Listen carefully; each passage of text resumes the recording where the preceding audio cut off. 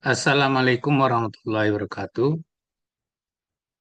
Baik, kita lanjutkan pertemuan kita yang ketujuh atau pertemuan terakhir sebelum kita ujian tengah semester.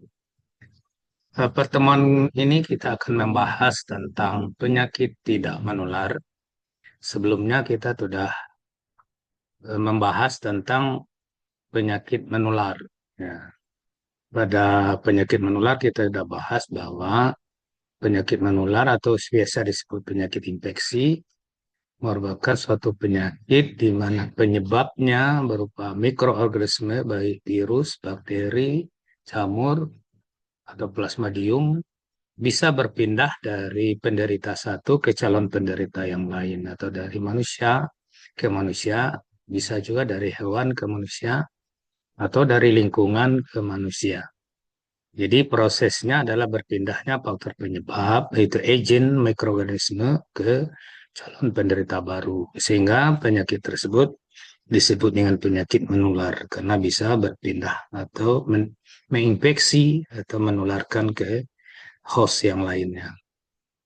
Nah, sekarang kita akan membahas tentang penyakit tidak menular. Tentu dari definisi ini kita bisa paham bahwa tentu berlawanan dengan penyakit menular. Jadi penyakit tidak menular berarti penyakit yang tidak ditularkan dari orang ke orang.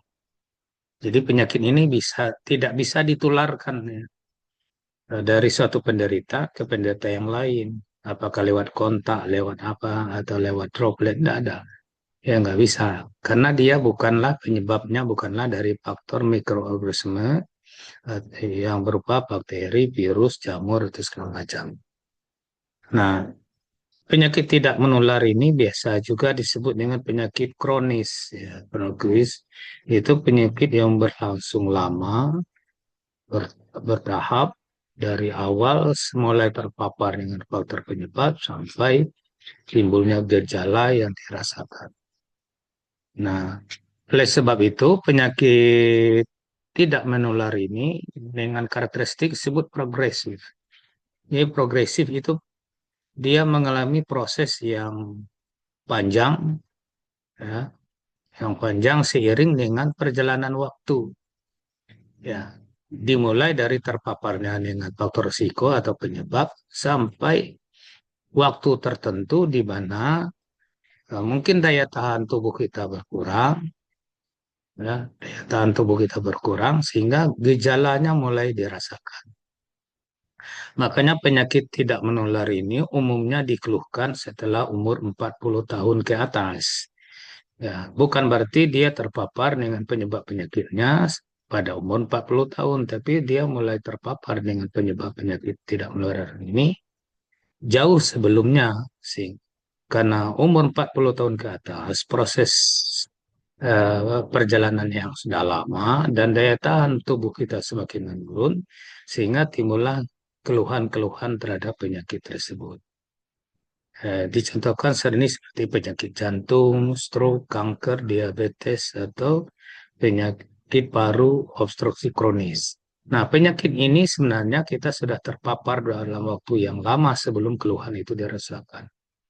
Tapi penyakit itu terus berkembang dalam tubuh kita seiring dengan kita semakin parah atau semakin berat terpapar dengan faktor penyebab. Ya, sepertinya pola makan, pola perilaku, misalnya contoh aja, kita pola makan yang salah, ya, sehingga kita kolesterol tinggi, lemak tinggi, sehingga di dalam pembuluh darah kita itu tertimbun lemak. Lama-kelamaan timbulnya lemak di dalam pembuluh darah itu akan semakin menyempitkan pembuluh darah, sehingga aliran darah akan terganggu. Nah, pada rentang waktu tertentu, umur 40-an baru keluhan itu dirasakan. Bisa jantung, bisa ke hipertensi, atau ke lainnya. Nah, itu pengertian dari penyakit tidak menular. Apa yang menjadi penyebab penyakit tidak menular? Nah, beda dengan penyakit menular, penyebabnya adalah mikroorganisme, yaitu bakteri, virus, jamur, atau plasmodium. Sedangkan penyakit tidak menular ini umumnya penyebabnya adalah perilaku. Biasa disebut dengan lifestyle atau gaya hidup. Ya, gaya hidup ya, lebih pada perilaku. Perilaku yang berkaitan dengan konsumsi maupun perilaku berkaitan dengan aktivitas fisik. Nah, misalnya perilaku yang berisiko, misalnya merokok, mengkonsumsi alkohol yang berlebihan, pola makan yang tidak sehat, ya, ya tidak sehat di sini bisa karena eh, frekuensinya, kemudian volumenya dan kandungan-kandungan yang tidak sehat, ya, yang tidak seimbang sesuai dengan kebutuhan. Kemudian ditambah dengan aktivitas yang tidak baik, yang ya kurang gerak, ya, apalagi sekarang ini aktivitas fisik sudah banyak minimal, ya, karena segala sesuatu aktivitas sudah pakai kendaraan, pakai alat bantu, sehingga aktivitas fisik itu sudah berkurang. Sehingga pembakaran energi atau kalori dalam tubuh yang berlebih tidak terjadi, terjadi penimbunan, sehingga kegemukan, ya, sehingga dalam tubuh lemak tinggi, kalau kolesterol tinggi. Nah, itu yang menyebabkan. Jadi dari aspek perilaku, boleh pola makan, pola aktivitas fisik yang kurang begitu baik. Kemudian dari faktor risiko metabolik, ya bisa juga karena faktor misalnya gangguan metabolisme dalam tubuh kita sehingga bisa menimbulkan eh, gejala atau penyakit tertentu. Misalnya hipertensi, hiperglikemia, hiperkolesteremia, dan obesitas. Itu bisa saja disebab karena gangguan metabolisme. Ya, ada proses metabolisme yang tidak normal sehingga terjadi suatu penimbunan eh, zat-zat tertentu yang secara berlebihan tentu akan merugikan kesehatan. Yang kedua, yang ketiga adalah faktor lingkungan. Nah, di lingkungan ini lebih dominan adalah polutan, ya, polutan yang membahayakan kesehatan, baik dari polusi udara, ya, zat karbon, ya, karbon dioksida, karbon monoksida, dan segala macam debu dan zat-zat kimia lain yang dari kendaraan bermotor atau dari pabrik. Kemudian bahan kimia yang berbahaya juga akan menyebabkan terjadinya apa gangguan kesehatan yang secara kronis menahun terjadi. Selanjutnya bagaimana sih histori atau perjalanan penyakitnya? Nah, tadi sudah disebutkan bahwa perjalanan penyakit tidak menular ini sifatnya progresif. Progresif itu berjalan seiring dengan perjalanan waktu. Mulai terjadinya kontak dengan zat atau faktor resiko yang di mana kita awal terpapar. Di awal terpapar itu disebut dengan prepatogenesis, ya. Kita terpapar dengan faktor risiko. Misalnya kita mulai merokok umur berapa? Merokok umur 10 tahun. Setelah merokok, disitulah kita mulai perjalanan penyakit tidak menular. Di mana kita mulai perilaku pola makan kita tidak sehat. Disitulah kita mulai terpapar dengan faktor risiko akan terjadi suatu penyakit nanti pada waktu rentang waktu tertentu di masa depan kita akan mengalami masalah keluhan penyakit. Jadi petang ini kita merasa ya sehat-sehat saja, penderita akan merasa sehat-sehat saja, belum ada keluhan karena mungkin belum begitu berat dan daya tahan tubuh kita masih kuat. Kemudian masuk ke tahap kedua, tahap patogenesis. Ini karena sudah seiring dengan perjalanan waktu tertentu sehingga penimbunan-penimbunan zat yang berbahaya, baik polutan atau zat-zat yang sebenarnya harus dibuang oleh proses metabolisme tapi tidak terbuang atau tidak dibakar lewat aktivitas fisik sehingga terjadi penimbunan yang berlebihan di dalam tubuh kita sehingga terjadi gangguan fungsi organ tertentu, misalnya hati terganggu, ginjal terganggu, kemudian liver terganggu, jantung terganggu, atau di pernafasan terganggu. Jadi sudah mulai ada perubahan fungsi dari organ-organ yang mengalami atau yang menjadi organ sasaran dari faktor resiko tersebut. Kemudian tahap klinis. Nah, tahap klinis ini karena sudah terjadi gangguan fungsi organ yang terserang, maka akan muncul gejala-gejala yang mulai jelas dirasakan. Nah, kalau gejala ini sudah jelas dirasakan, maka dari gejala-gejala itu sudah bisa ditegakkan diagnosis kita mengalami masalah kesehatan apa. Ya, kalau jantung berarti keluhan jantung, ada nyeri dada, eh, mudah sesak saat beraktivitas. Nah, itu mungkin sudah bisa diprediksi kita mengalami masalah kesehatan di penyakit apa atau di organ apa. Tahap akhir komplikasi. Nah, kalau terkapar-paparan itu berlanjut dan tidak dihentikan, misalnya merokok tidak dihentikan, kebiasaan aktivitas makan yang tidak sehat dilanjutkan, pola aktivitas yang kurang sehat tidak dilanjutkan, berarti progresifnya penyakit itu akan semakin kuat. Nah, sehingga dampaknya tidak hanya menimbulkan gejala yang spesifik, tapi juga akan menimbulkan menjalar ke organ-organ yang lain yang menimbulkan komplikasi. Ya, misalnya ada hipertensi berlanjut bisa ke stroke. Nah, kemudian contohnya DM karena pola makan yang salah akan berlanjut ke eh, gangguan organ-organ yang lain, bisa ke ginjal, bisa ke jantung, dan bisa juga ke mata. Itu akibat dari proses progresif perjalanan penyakit akibat mungkin kita tidak menghentikan eh, keterpaparan kita dengan faktor risiko. Gejala umum dari penyakit tidak menular ya tentu biasanya ya, rasa lelah, kelelahan ya, fisik lemah ya. Nah, kemudian nyeri dada, nyeri sendi, nyeri kepala itu sesuai dengan organ mana yang terserang. Kalau jantung umumnya nyeri dada. Ya. Kemudian sesak napas. Kalau itu sudah organ yang terganggu adalah organ pernapasan atau paru-paru. Penurunan berat badan tanpa sebab yang jelas. Nah, ini juga sering terjadi.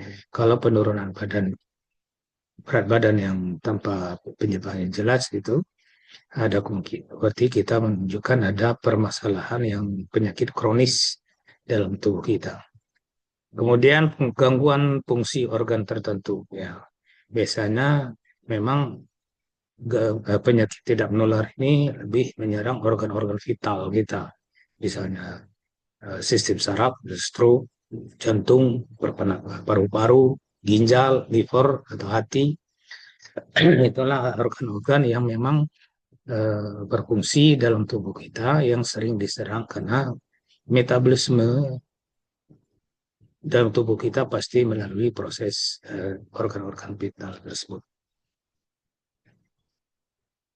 Lalu yang paling penting tentu kita akan berbicara bagaimana sih kita jangan sampai menderita penyakit kronis. Karena penyakit kronis ini tidak ada istilah sembuh ya. Tidak ada istilah sembuh. Penyakit misalnya contohnya penyakit hipertensi. Itu enggak ada istilah. Kalau kita sudah diponis atau didiagnosis menderita penyakit hipertensi itu enggak ada istilah sembuh. Hanya disebut dengan terkontrol. Jadi tekanan darahnya terkontrol. Tetapi apabila faktor resikonya dan perilaku kita tidak sehat lagi akan kembali lagi naik. Begitu juga DM. Tidak ada istilah DM tersebut. Hanya disebut dengan uh, kadar gulanya terkontrol. Sehingga apabila kita lengah lagi perilaku, pola makan, pola aktivitas, yang dan kita terpapar lagi dengan faktor risikonya akan kembali lagi.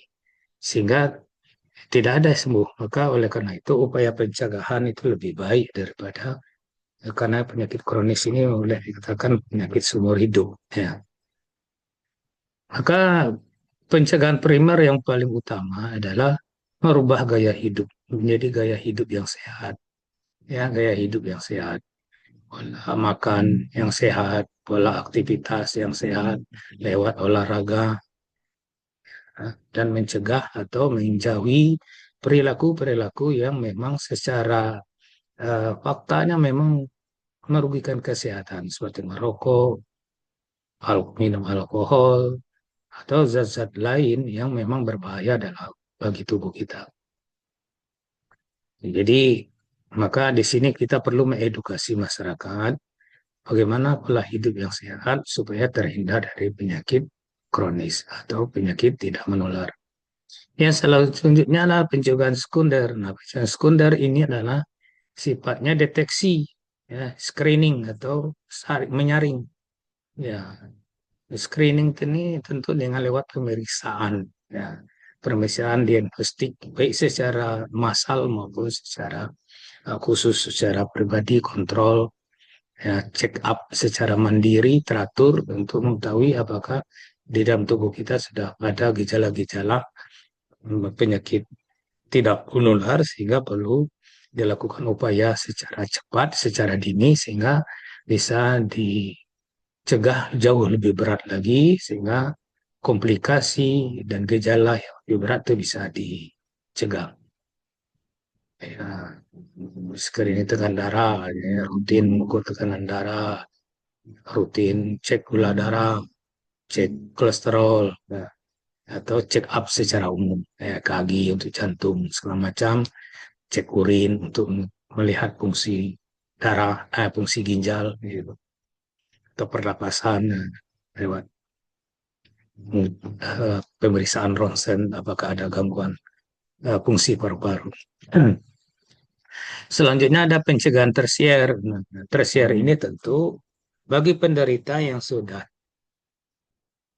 dinyatakan mengalami gangguan fungsi organ, tentu perlu rehabilitasi. Jadi mengembalikan fungsi organ yang sudah mengalami gangguan fungsi. Nah, itu butuh juga biaya dan waktu, tidak mudah dan tidak gampang juga seperti itu.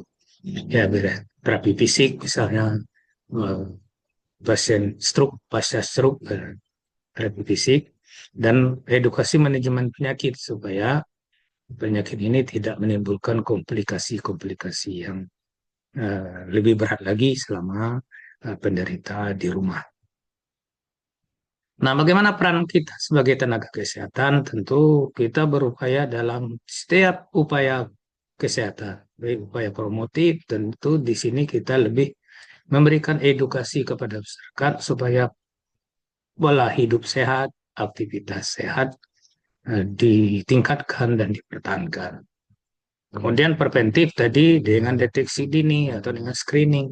Ya, screening tadi lewat pemeriksaan lab, cek urin untuk fungsi ginjal, cek gula darah, cek kolesterol, cek tekanan darah, cek EKG, untuk fungsi jantung, dan cek-cek yang lain, pemeriksaan yang lain, misalnya untuk mengetahui adanya kanker pada wanita ada pap smear, ada kalau untuk mengetahui secara dini kanker payudara ada sadari, periksa payudara sendiri. Kalau ada tanda-tanda yang abnormal di payudara bisa ya, dideteksi secara dini apakah itu jenis kanker atau tidak. Nah, kuratif ya tentu ini sini sudah proses pengobatan. Karena pengobatan ini biasanya pengobatan jangka panjang, ya seumur hidup. Nah, ya, ada obat rutin yang harus dimakan secara disiplin oleh pasien. Nah, oleh karena itu perlu juga diedukasi supaya pasien dan keluarganya patuh. Nah, keluarganya ikut mengontrol pasien patuh dalam setiap program terapi, terutama minum obat.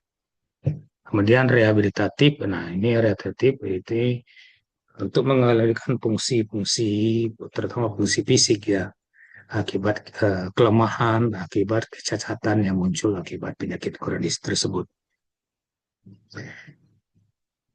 Jadi kesimpulannya adalah bahwa PTM ini masalah kesehatan global ya, dalam dampaknya jangka panjang, sehingga ini disebut dengan penyakit kronis, penyakit yang prosesnya dalam memakan waktu yang panjang, dan juga disebut dengan progresif. Jadi seiring dengan perjalanan waktu dia akan semakin lama terpapar, semakin lama itu akan dampaknya akan semakin terasa.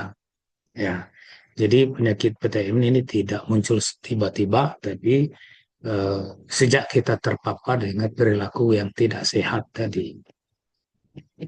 Peran nakes tentu setiap kita penting untuk berperan setiap tahap